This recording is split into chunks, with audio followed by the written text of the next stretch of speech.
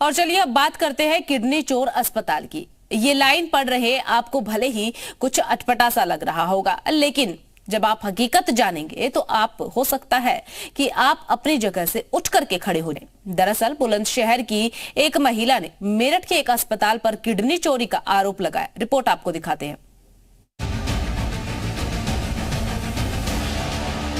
मेरठ का सुप्रसिद्ध केएमसी अस्पताल। आप अगर इस अस्पताल में इलाज कराते हैं तो डिस्चार्ज होते वक्त अपने शरीर को टटोल लीजिएगा, चेक कर लीजिएगा कि शरीर के सारे अंग भीतर मौजूद हैं या नहीं, क्योंकि बुलंदशहर की रहने वाली कविता देवी का आरोप है कि इन्होंने इस अस्पताल में इलाज करवाया। इनका मर्ज तो ठीक ना हुआ, लेकिन एक किडनी जरूर गायब हो गई। अस्पताल में बताया कि तुम्हारी किडनी नहीं।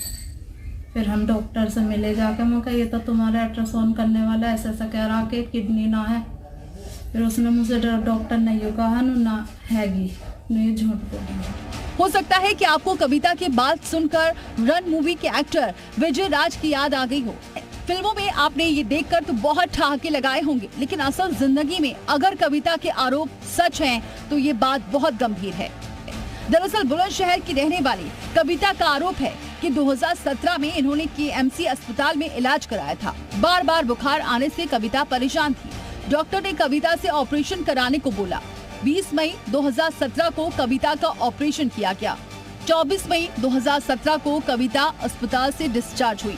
2022 में जब कविता को दोबारा बीमारी हुई तो उन्होंने बुलंदशहर के एक डॉक्टर से जांच कराई।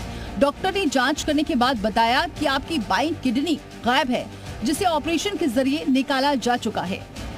कमाल है, 5 साल तक कविता को पता ही ना चला कि उनके शरीर का एक अंग गायब है, और जब पता चला तो कविता ने सीधे कोर्ट में दस्तक दी और अस्पताल के खिलाफ कार्रवाई की मांग की है। मेरठ के केएमसी अस्पताल पर बुलंदशहर की रहने वाली एक महिला ने किडनी निकालने का आरोप लगाया है, जिसके बाद 5 साल बाद इस जांच में पता चला, जिसके बाद जो महिला थी वो कोर्ट पहुंची और कोर्ट के आदेश के बाद इस पूरे घटनाक्रम में मुकदमा दर्ज हो गया। इस मामले में अस्पताल प्रशासन ने अपनी सफाई के साथ और भी बहुत कुछ बताया है।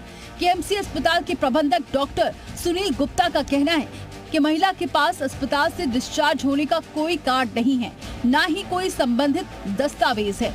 सुनील गुप्ता आरोप लगाते हैं कि कविता ने उनसे 12 लाख रुपए की डिमांड की।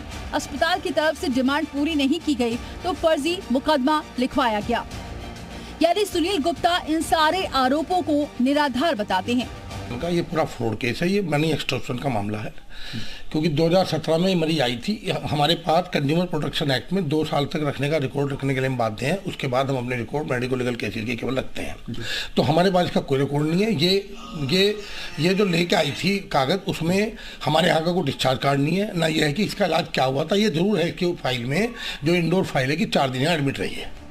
इस मामले में जब कोर्ट के आदेश पर मानव अंग प्रत्यारोपण अधिनियम समेत धमकी देने की धाराओं में 6 नामजद डॉक्टर और स्टाफ के खिलाफ मुकदमा दर्ज करके जांच शुरू कर दी गई है।